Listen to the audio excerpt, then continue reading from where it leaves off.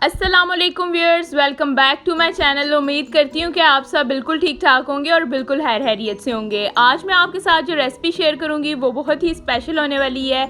ये एक डिफरेंट सी रेसिपी है, गोभी गोश्त की रेसिपी आज आपके साथ शेयर करूँगी। उम्मीद करती हूँ कि आपको बहुत पसंद आएगी और आप लोग घर में भी ज़रूर इसको ट्राई करेंगे। इसकी शक्ल से ही आपको अंदाज़ा हो जाएगा कि कितनी मज़े की और लजीज रेसिपी है। रेसिपी स्टार्ट करने से पहले एक दफ़ा रेसिपी का प्री लुक आपके साथ शेयर करूँगी, देख लें।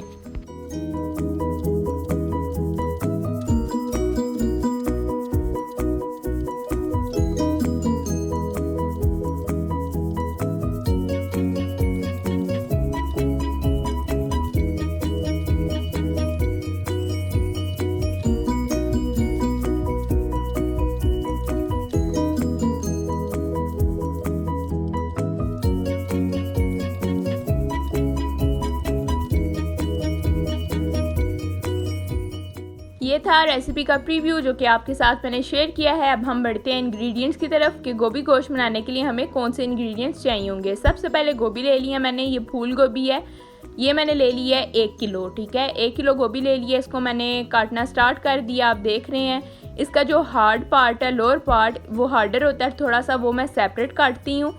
और जो ऊपर वाला पार्ट होता है, अपर पार्ट जो कि फ्लावर्स वाला होता है, फूल वाला होता है, वो मैं सेपरेट काट लेती हूँ। ये देख रहे हैं आप, अब मैंने तकरीबन कंप्लीट इसको कटिंग हो चुकी है, कटिंग कर चुकी हूँ। फूल वाला पार्ट मैंने अलग काट लिया है और जो लोअर पार्ट था वो थोड़ा हार्डर पार्ट होता है, वो मैंने सेपरेट रख दिया है। वो सेपरेट आपने हंडिया में भी जब वो ऐड करना है तो हार्डर पार्ट पहले ऐड कर लेना और फूल वाला पार्ट बाद में ऐड करना है, जो अपर पार्ट है। ठीक है, इसको आपने अच्छे से जब कट कर लिया तो अच्छे से वॉश कर लें, 2 से 3 दफ़ा वॉश कर लें। दूसरी साइड पे हम आते हैं कि गोश्त के लिए हमें कौन से इंग्रेडिएंट्स बाकी दरकार हैं। गोश्त में मैंने मटन ले लिया है, ठीक है, आप चाहें तो बीफ भी ले सकते हैं। इसकी क्वांटिटी भी 1 किलो है, 1 किलो मैंने मटन ले लिया है। इसके अलावा प्याज है मेरे पास, 3 से 4 अदद प्याज है मेरे पास। बड़े साइज़ के प्याज मैंने कट करके अपने पास रखनी है। आपके पास दरमियाने साइज़ की हो तो आप क्वांटिटी बढ़ा भी सकते हैं। इसके अलावा अदरक लहसुन का पेस्ट है 2 टेबल स्पून, कुटी हुई पिसी लाल मिर्च है 3 टीस्पून, 1 टीस्पून हल्दी है मेरे पास, धनिया पाउडर है 1 टीस्पून और नमक है मेरे पास 1 टीस्पून।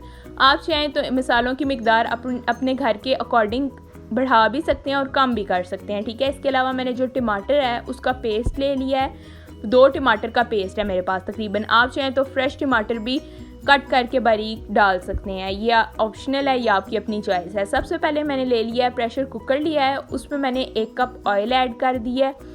ऑयल ऐड करने के बाद मैं डायरेक्टली ऐड कर रही हूँ इसमें प्याज जो मैंने चॉप करके अपने पास रखे हुए थे। क्वांटिटी मैं ऑलरेडी आपको बता चुकी हूँ। अब मैं इसमें ऐड कर रही हूँ मटन। ठीक है, मटन की क्वांटिटी मेरे पास 1 किलो है और जो भी मसाले हैं बाकी के वो डायरेक्टली ऐड करूँगी।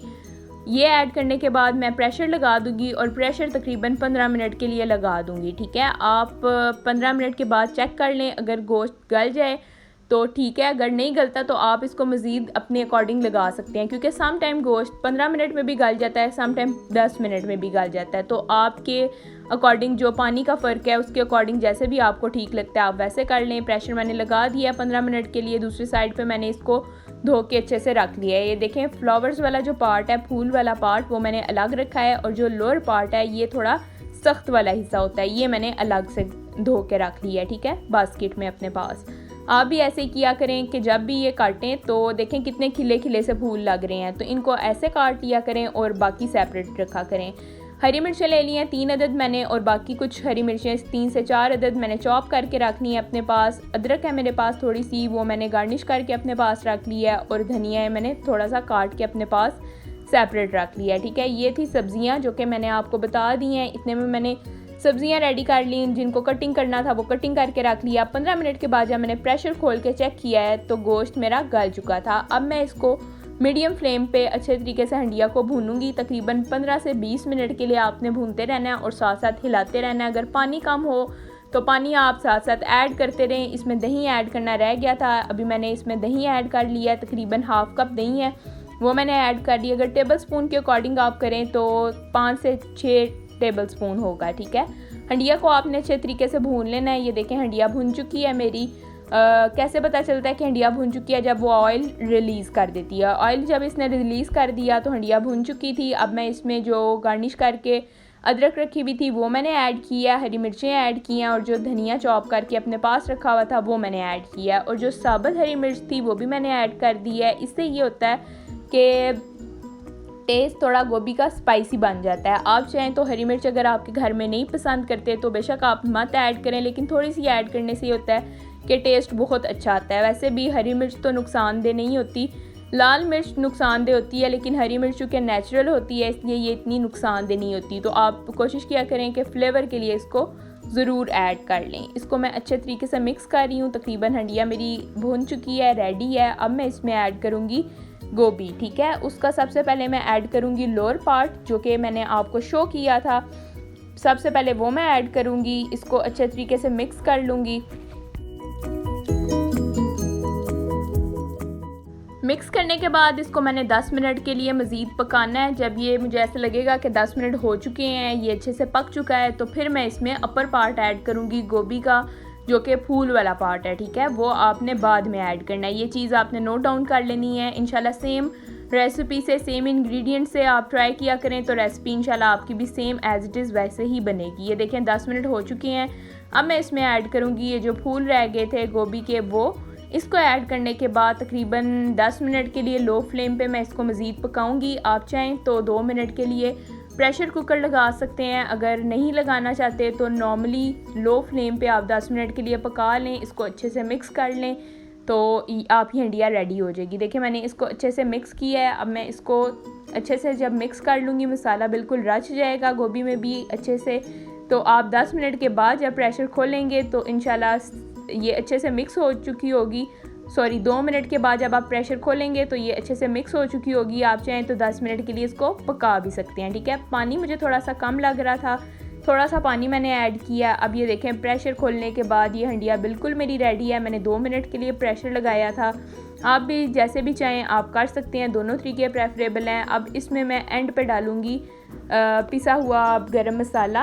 ये एंड पे डालने का मकसद ये है कि हंडिया का कलर चेंज नहीं होता। अगर आप दरमियान में डाल देते हैं तो हंडिया का कलर थोड़ा ब्लैक सा हो जाता है, जो कि प्रेफरेबल नहीं है। या आप एंड पे डाला करें जैसे मैंने एंड पे डाला। अब इसको अच्छे से मिक्स कर लें। गार्निशिंग के लिए मैंने हरा धनिया रखा हुआ था, उससे मैं गार्निशिंग करूँगी और फिर फाइनल प्रेजेंटेशन करूँगी। जब मैं डिश आउट करूँगी वो भी आपके साथ शेयर करती हूँ, अभी आप देखते जाएँ।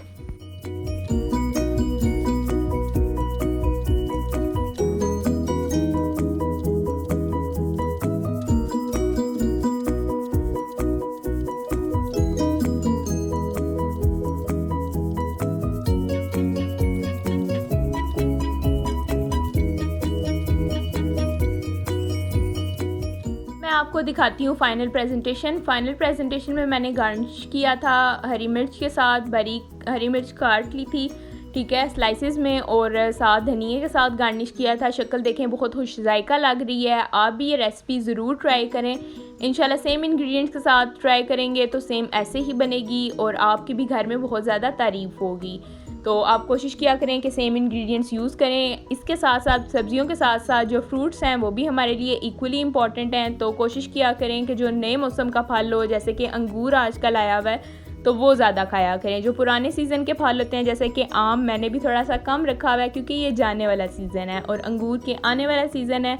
नए सीज़न के फ्रूट्स आप लोग खाते रहें, मेरी वीडियोस देखते रहें, लाइक करते रहें मेरे वीडियोस को और चैनल को सब्सक्राइब करते रहें। आज के लिए ये वीडियो थी, मैंने आपके साथ शेयर की गोभी गोश्त की बहुत लजीज रेसिपी। अगर आज की रेसिपी आपको अच्छी लगी है तो मेरी वीडियो को लाइक करें, मेरे चैनल को सब्सक्राइब करें, बेल आइकन को ऑन कर दें ताकि नेक्स्ट आने वाली वीडियो सबसे पहले आपके साथ शेयर हो सकें।